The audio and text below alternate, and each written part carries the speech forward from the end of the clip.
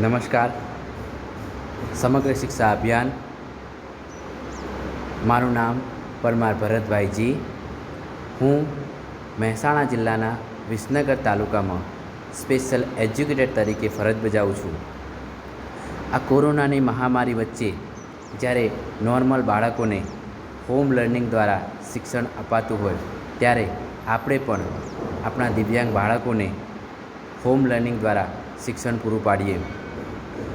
તો આજનો મારો વિષય છે ઇન્દ્રિય તાલીમ, કે ઇન્દ્રિય તાલીમ કયા પ્રકારના દિવ્યાંગ બાળકો માટે ઉપયોગી છે. તો ઇન્દ્રિય તાલીમ એ દૃષ્ટિની મંદતાવાળા એટલે કે દૃષ્ટિ ક્ષતિવાળા દિવ્યાંગ બાળકો માટે ઇન્દ્રિય તાલીમ ખૂબ જ જરૂરી છે.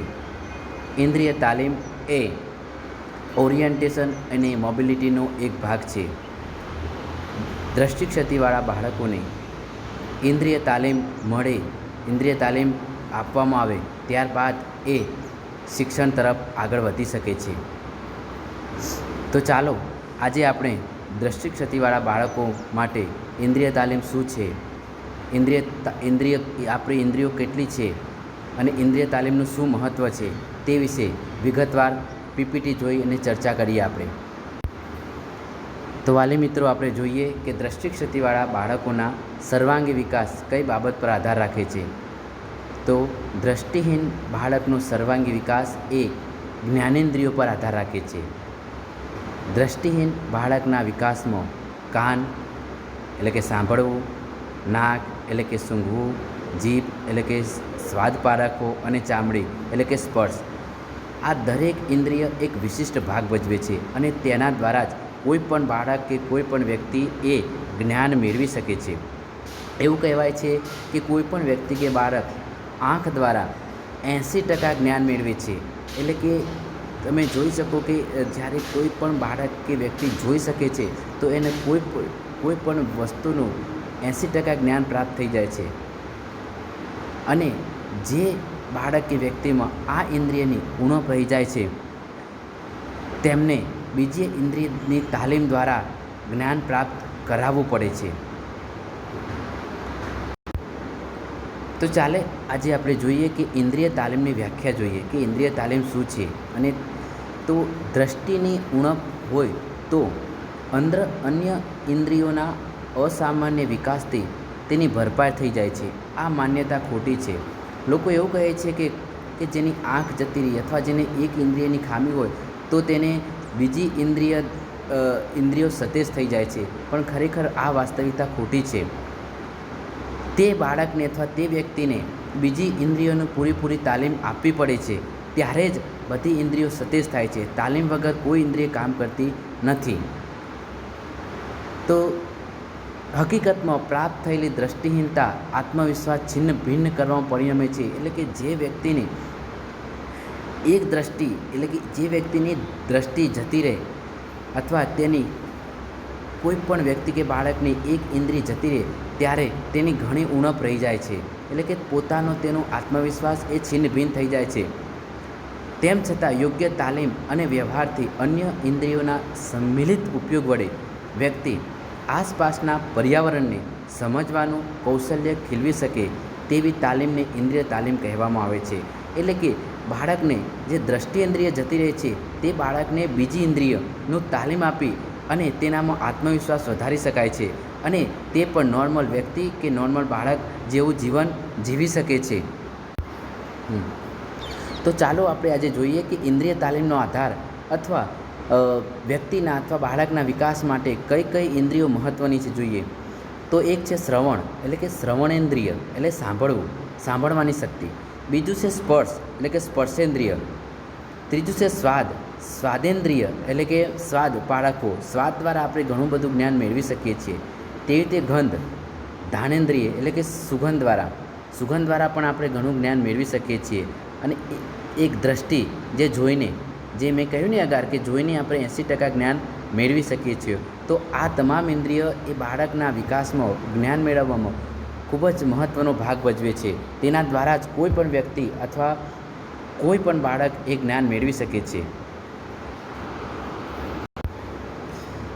ચાલો આજે આપણે જોઈએ બીજું કે દ્રષ્ટિક્ષતિવાળા બાળકો માટે ઇન્દ્રિય તાલીમનું શું મહત્ત્વ છે, કેમ ઇન્દ્રિય તાલીમ લેવામાં આવે છે. તો પહેલો કે આત્મવિશ્વાસમાં વધારો થાય છે. ઇન્દ્રિય તાલીમ લેવાથી બાળકના આત્મવિશ્વાસમાં વધારો થાય છે. એને એવું લાગે છે કે હા, ભલે મેં દ્રષ્ટિ ગુમાવી છે પણ મારી બીજી ઇન્દ્રિય દ્વારા હું જ્ઞાન પ્રાપ્ત કરી શકું છું અને આગળ મારો વિકાસ કરી શકું છું. આત્મનિર્ભર બને છે. પોતે ઇન્દ્રિય તાલીમ લીધા પછી આત્મનિર્ભર પણ બને છે. યોગ્ય શિક્ષણ પ્રાપ્ત કરી શકે છે. દ્રષ્ટિક્ષતિવાળા બાળકને જ્યારે પોતાની દ્રષ્ટિ જતી રહે છે ત્યારે તે સ્પર્શ દ્વારા બ્રેન લિપિનું શિક્ષણ મેળવીને તે નોર્મલ બાળકના જેમ બુક વાંચી શકે છે અને અભ્યાસ કરી શકે છે. આ રીતે તે યોગ્ય શિક્ષણ પ્રાપ્ત કરી શકે છે. સામાજિક સ્થિરતા આવે છે. જ્યારે તે પોતાની એક ઇન્દ્રિય સિવાયની બીજી ઇન્દ્રિય એટલે કે દ્રષ્ટિ ઇન્દ્રિય એટલે કે દ્રષ્ટિ જતી રહે ત્યારે એની શ્રવણેન્દ્રિય, ધ્યાનેન્દ્રિય, સ્પર્શેન્દ્રિય આ ઇન્દ્રિયોની તાલીમ મેળવ્યા પછી પોતે એ સમાજમાં સ્થિરતા આવે છે અને બીજા લોકો સાથે હળીમળીને રહી શકે છે. એકલવાયાપણાથી દૂર થાય છે. જ્યારે બાળકને ઇન્દ્રિય જતી રહે છે એટલે કે દ્રષ્ટિ જતી રહે છે બાળકને, ત્યારે પોતાને એકલવાયો પડી જાય છે કે હવે હું શું કરીશ. બીજા બાળકો તો જોઈ શકે છે, એ પોતે સમાજમાં ભળી શકશે, રમી શકશે, હું શું કરીશ. તો એને ઇન્દ્રિય તાલીમ દ્વારા એકલવાયાપણાથી આપણે દૂર કરી શકીએ છીએ અને એ પણ બીજા બાળકની જેમ પોતે જીવન જીવી શકે છે. આર્થિક રીતે સમાજ સાથે તાલ મેળવી શકે છે. એ પણ આ ઇન્દ્રિય તાલીમ લઈ અને સમાજ સાથે હળીમળી શકે છે, એમની સાથે તાલ મેળવી શકે છે. એક સ્થળેથી બીજા સ્થળે જવામાં મદદ થાય છે. જો ઇન્દ્રિય તાલીમ લીધા પછી તે એક સ્થળેથી બીજા સ્થળે એમને જવું હોય તો એ જઈ શકે છે. આ માટે અલગથી હું વિડીયો બનાવીશ જે ઓરિએન્ટેશન મોબિલિટી તેમાં વિગતે ચર્ચા કરીશું. અન્યને માર્ગદર્શન પણ આપી શકવાને સક્ષમ બને છે. પોતે ઇન્દ્રિય તાલીમ લીધા પછી બીજાને પણ એ માર્ગદર્શન આપવામાં સક્ષમ બને છે. તો ચાલો આપણે જોઈએ અગાર કે દ્રષ્ટિક્ષતિવાળા બાળકોના સર્વાંગી વિકાસ માટે ઇન્દ્રિય તાલીમ. કઈ પહેલી ઇન્દ્રિય તાલીમ? શ્રવણેન્દ્રિય એટલે સાંભળવું. પહેલી તાલીમ આપણી સાંભળવાની. કે ધ્વનિ તફાવતની પરખ અને ધ્વનિ સ્થાનીકરણ દ્રષ્ટિક્ષતિ બાળકને અનેક રીતે મદદ કરે છે. અવાજને આધારે વસ્તુનો નિર્દેશ કરવો કે અવાજને આધારે વસ્તુનો નિર્દેશ કરવો એટલે કે વસ્તુ અવાજ કઈ બાજુથી આવે છે. ધારો કે આપણે જોઈએ કે કોઈ જગ્યાએ કારખાનું હોય અથવા કારખાનાનો અવાજ બહાર દ્રષ્ટિક્ષતિવાળું બાળક ત્યાં રોડ ઉપરથી પસાર થાય અને એને કોઈ કારખાનાનો કે કોઈ વસ્તુનો અવાજ આવે તો એ દિશા નિર્દેશ કરી શકે છે કે કઈ બાજુથી અવાજ આવે છે.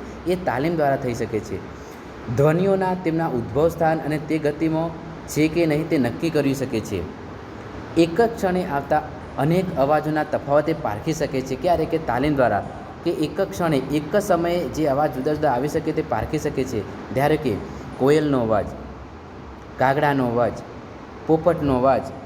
આ અવાજ એ અલગ અલગ પારખી શકે છે કે એને ખબર પડે કે તાલીમ દ્વારા કે ભાઈ કોયલનો અવાજ આવો જ હોય. કોયલ કૂ કૂ બોલે છે, કાગડો કા કા કરે છે, પોપટ મીઠું મીઠું બોલે છે. તો એ તાલીમ દ્વારા અવાજ પારખી શકે છે. હા, અગર આપણે જોયું કે અવાજની દિશા અને ઉદ્ભવ સ્થાન તે કઈ બાજુથી આવે છે તે નક્કી કરી શકે છે. મેં અગાર કહ્યું તેમ સ્થાન સંબંધી ખ્યાલને સમજવા, અવાજની ચોક્કસ જગ્યા સ્થિર કરવા, ધ્વનિ તફાવત પારખીને તેમની વ્યાપેલા અવકાશ, તેમની જગ્યાએ અને ભૂસપાટી વિશે સમજ મેળવવા માટે પણ ઇન્દ્રિય તાલીમ ખૂબ જ. તો આગળ આપણે જોયું કે શ્રવણનું શું મહત્ત્વ છે. શ્રવણેન્દ્રિય દ્વારા કઈ રીતે બાળકો જ્ઞાન પ્રાપ્ત કરી શકે તે આગળ આપણે જોયું. હવે આપણે બીજી ઇન્દ્રિય જોઈએ બાળકના સર્વાંગી વિકાસની. જે બીજી ઇન્દ્રિય છે સ્પર્શેન્દ્રિય. અને આ ઇન્દ્રિય એ દ્રષ્ટિક્ષતિવાળા બાળકોના વિકાસમાં ખૂબ જ મહત્ત્વનો ભાગ ભજવે છે. સ્પર્શ દ્વારા જ દ્રષ્ટિક્ષતિવાળા બાળક લેખન વાંચન કરી શકે છે.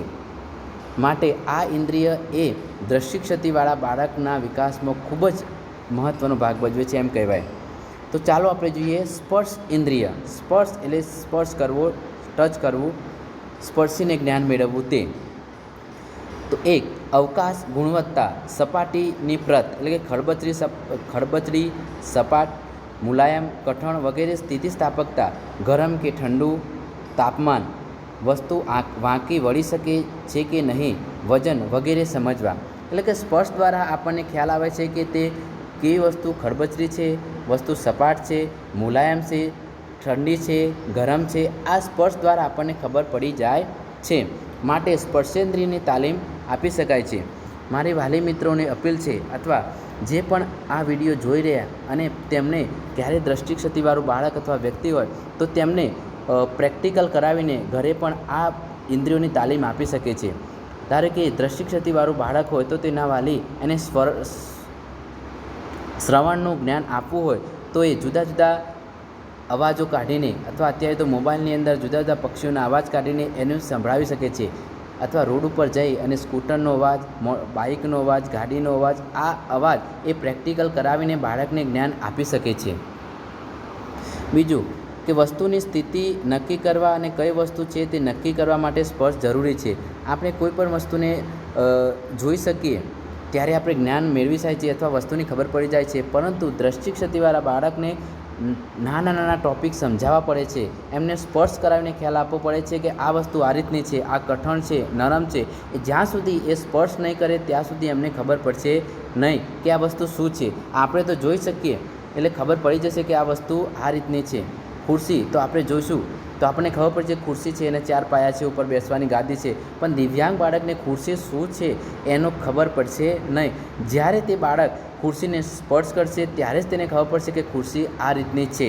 એ રીતના ટેબલ, ઘરની વસ્તુઓ, દરેકે દરેક વસ્તુનું સ્પર્શ દ્વારા જ્ઞાન મળશે ત્યારે જ તેની પોતાની સંકલ્પના સિદ્ધ થશે. નહીંતર જ્યાં સુધી એ સ્પર્શ નહીં કરે ત્યાં સુધી એની પોતાની સંકલ્પના સિદ્ધ નહીં થાય અને પોતે એકલવાયક પણ રહેશે અને મનમાં મૂંઝાશે કે મને કહી તો દીધું કે આ વસ્તુ આવી છે પણ કેવી છે. તો વાલી મિત્રોને અથવા જે મારો વિડીયો સાંભળે છે તેમને અપીલ છે કે બાળકને તમે જેટલામાં જેટલું વધારે સ્પર્શ થાય એ પ્રમાણે તેને જ્ઞાન આપો. બીજું કે વિવિધ વસ્તુઓ વચ્ચેની ભિન્નતા સમજવા. મેં જેમ કહ્યું એમ અવાજની ભિન્નતા, વસ્તુની ભિન્નતા એ સ્પર્શ દ્વારા જ બાળકને શીખવી શકાય છે. હા, તમે જુઓ કે સ્પર્શ સ્નાયુગત અનુભવ એટલે કે લીછું ખડબચડું, જાડું કે પાતળું, નાનું કે મોટું, પોચું કઠણ, એ સ્પર્શ દ્વારા જ ખ્યાલ આવી શકે છે. અહીં તમે આ પીપીટીમાં જોઈ શકો છો કે આ ચિત્રમાં તમે જોઈ શકો છો કે ચિત્રો અલગ અલગ અંદર મેં મૂકેલા છે કે લીછું ને ખડબચડું. તો ખડબચડા માટે મેં જે વસ્તુ મૂકી તમે જોઈ શકો છો. લીછા માટે પણ જોઈ શકો છો.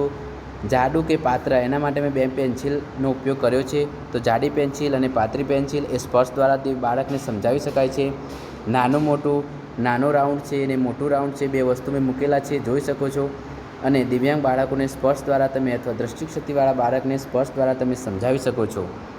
પોચું અને કઠણ, પોચું અને કઠણ તમે ઘરે ઉપયોગ કરી શકો છો. કોઈ પણ વસ્તુ પોચી અને કઠણ બંને બતાવી અને એને સ્પર્શ કરાવીને તમે એને જ્ઞાન આપી શકો છો. નમસ્કાર વાલી મિત્રો,